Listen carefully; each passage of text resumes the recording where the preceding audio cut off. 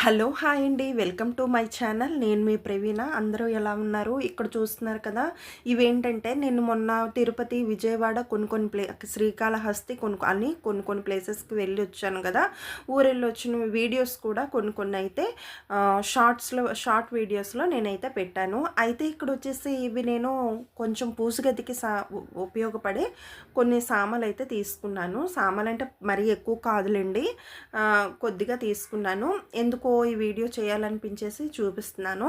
ఇక్కడ చూస్తున్నారు కదా, ఇది అష్టలక్ష్మి రాగి చెంబును పంచపాత్ర అలాగే రెండు తీసుకున్నాను. అలాగే ఇక్కడ వచ్చేసి తోరణం పూజగదికి బాగా మనకి ఎంట్రన్స్లో పూజగది ఉంటే కనుక మనకి ఎంట్రన్స్లో పెడితే చాలా బాగుంటుంది.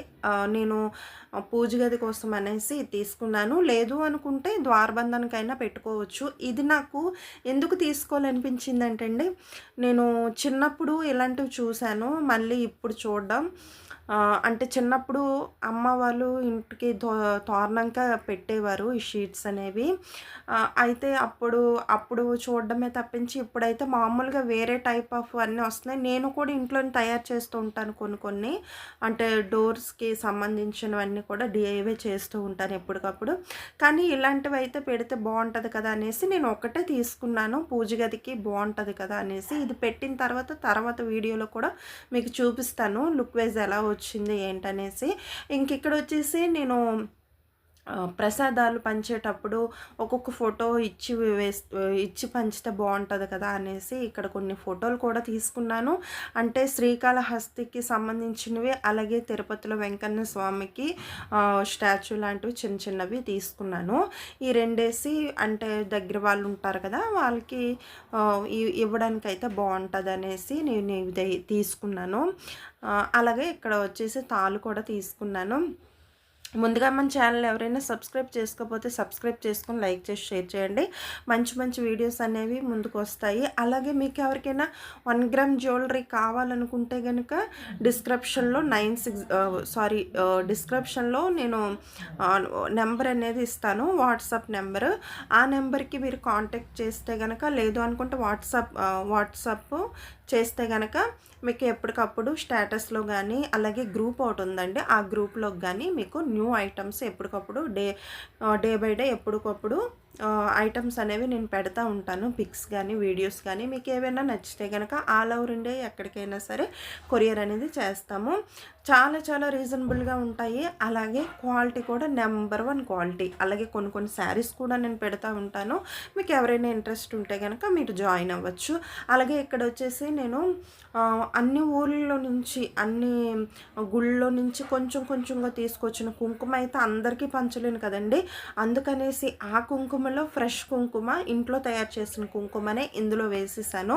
ఇందులో వేసేసి అలాగే కొంచెం పచ్చికర్పూరం, జవ్వారి పౌడర్ కొంచెం వేసాను. అలాగే నెయ్యి కూడా వేసుకోవచ్చండి, చాలా మంచి స్మెల్ వస్తుంది, పురుగు పట్టదు, చాలా బాగుంటుంది. నేనైతే ప్రస్తుతానికి ఈ 2 వేస్తున్నాను.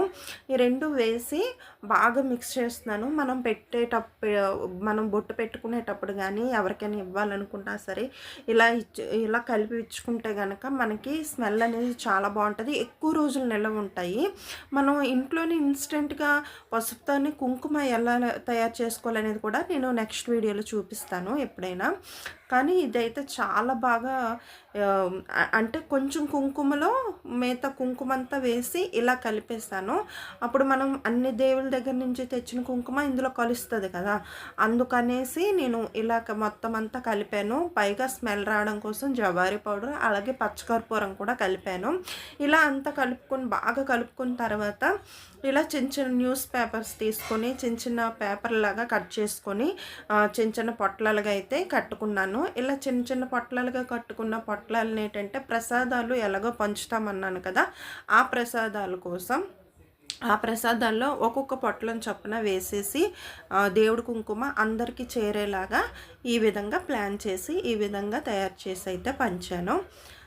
ఈ ఐడియా ఎలా ఉంది నాకు చెప్పండి. అలాగే నేను ఊరు నుంచి వచ్చిన తర్వాత సింహాచలం వెళ్ళాలి అంటారు కదా, సింహాచలం వెంటనే అంటే శుక్రవారం మార్నింగ్ వచ్చాము. ఈవినింగ్ సింహాచలం వెళ్ళి దర్శనం చేసుకొని ప్రసాదాలైతే తీసుకొచ్చి, ఆ ప్రసాదాలు కూడా అన్ని ప్రసాదాలతో పాటు కలిపి దేవుడి మూలైతే పూజ అయితే చేసేసాను. పూజ చేసిన తర్వాత ఒక్కొక్కటిగా ప్రసాదాలు ప్యాక్ చేయడం స్టార్ట్ చేశాను. ఆ ప్యాక్ చేసేటప్పుడు ఈ కుంకుమ పొట్లాలనేవి అందులో వేసేసాను. దగ్గర వాళ్ళకి ఈ విధంగా అయితే ప్యాక్ చేశాను. కొంచెం వీధిలో వాళ్ళకి, అలాగే కొంచెం దూరంగా ఉన్న వాళ్ళకి ఏంటంటే స్పూన్తోని ఒక చిన్న ఒక 3-2 స్పూన్స్ చొప్పున చిన్న చిన్న ప్యాకెట్స్గా ప్యాక్ చేసి అయితే పంచాను. ఈ విధంగా అయితే మీకు చూపించాను కదా ఫొటోస్ అవన్నీ తీసుకున్నానని, అవి కూడా అందులో వేసేసి ఈ విధంగా ప్యాక్ చేశాను. ఇక్కడైతే చూస్తున్నారు కదా పారిజాత పరిమళం ధూప్ స్టిక్ అనేసి, ఇది విజయవాడలో మేము దర్శనం అయిపోయిన తర్వాత రిటర్న్ వస్తున్నప్పుడు గుళ్ళోనే ఒక పక్కకి అమ్ముతున్నారండి పూజ సామాగ్రి. అక్కడ వచ్చేసి ఇది తయారీ విధానం, పుష్పాలను 3 రోజుల పాటు ఎండబెట్టి వాటిని పొడి చేసి వాటికి కావలసిన సుగంధ ద్రవ్యాలు కలిపి ఆ మిశ్రమంతో ఈ ధూప్ స్టిక్స్ అనేవి తయారు చేస్తారంట. అయితే నాకు ఇవి తీసుకోవాలనిపించింది, అందుకని చెప్పేసి తీసుకున్నాను. అది ఒకటి 150 రూపీస్ పడింది ధూప్ స్టిక్ అనేది. అలాగే ఇది గంధంతో తయారు చేశారంట. ఇది కూడా స్మెల్ అయితే చాలా బాగుందండి. ఆల్రెడీ నేను 2-3 డేస్ నుంచి అయితే వాడుతున్నాను. చాలా బాగుంది స్మెల్ అయితే. ఇక్కడ వచ్చేసి ధూప్ స్టిక్ అయితే మాత్రం ధూప్ స్టిక్ స్మెల్ కూడా చాలా బాగుంది. అమ్మవారికి అలంకరణ చేస్తారు కదా పుష్పాలు, ఆ పుష్పాలని బాగా ఎండబెట్టి ఇలా అయితే అందులోనే సుగంధ ద్రవ్యాలు, అంటే ఇప్పుడు నేను ఎలాగైతే కుంకుమలో పచ్చకర్పూరం సుగంధ ద్రవ్యాలంటే మనకి జవారి పౌడర్ కూడా యాడ్ చేస్తారు.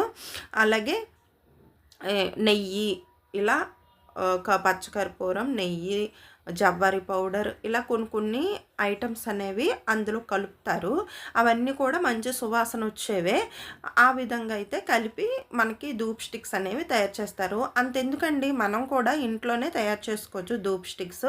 మనం ఆల్రెడీ ఆన్లైన్లో ఎలా తయారు చేస్తున్నారు అనేది కూడా మనం చూస్తున్నాం కదా. ఇంట్లోనే మనం కూడా తయారు చేసుకోవచ్చు. కానీ దేవుడికి పెట్టిన పువ్వులతోనే మళ్ళీ అవే తయారు చేసి నాకు అంటే తయారు చేయడం నాకు వచ్చు, అయినా సరే ఎందుకు పడేసే పువ్వుల్ని ఈ విధంగా అంటే నాకు నచ్చక నేను ఎప్పుడు మనం తయారు చేయము. కానీ దేవాలయంలో అంటే అదొక తృప్తిగా ఉంటుంది కదా, అమ్మవారికి అలంకరించిన పుష్పాలతో తయారు చేశారంటే నాకెందుకో ఇష్టపడి నేనైతే తీసుకున్నాను. స్మెల్ ఎలా ఉంటుందో ఏంటో అనుకున్నాను, కానీ చాలా బాగుంది. ఒకవేళ మీరు ఎప్పుడైనా వెళ్తే కనుక చూడొచ్చు. ఇక్కడ వచ్చేసి తీసుకోవచ్చు. ఇక్కడ వచ్చేసి తిరుపతి దర్శనం అయిన తర్వాత మరుసటి రోజు చిన్న గుళ్ళకి అన్నిటికి కూడా దర్శించుకున్నాము. అక్కడి నుంచి అలాగే కపిలేశ్వరం ఆలయానికి వెళుతున్నప్పుడు ఆటోలో నుంచి చూసేటప్పుడు ఏంటంటే నాకు సాక్షాత్తు తండ్రి వెంకటేశ్వర స్వామి కొండ మీద నుంచి ముఖం ఫేస్ ఉంటుంది కదండి, అదైతే నాకు క్లియర్గా కనిపించింది. ఇక్కడ పైన చూస్తున్నారు కదా, నేను ఇక్కడ స్లో చేసి చూపిస్తున్నాను వీడియో, మీరు కూడా చూడొచ్చు. ముక్కు, అలాగే పెదాలు, కిందన పచ్చకర్పూరంతో అలంకరిస్తారు కదా ఆ షేప్, అలాగే గడ్డం, పైన కిరీటం, నుదురు అన్నీ కూడా నాకు క్లియర్గా కనిపించాయి. నాకు చాలా చాలా సంతోషమైంది.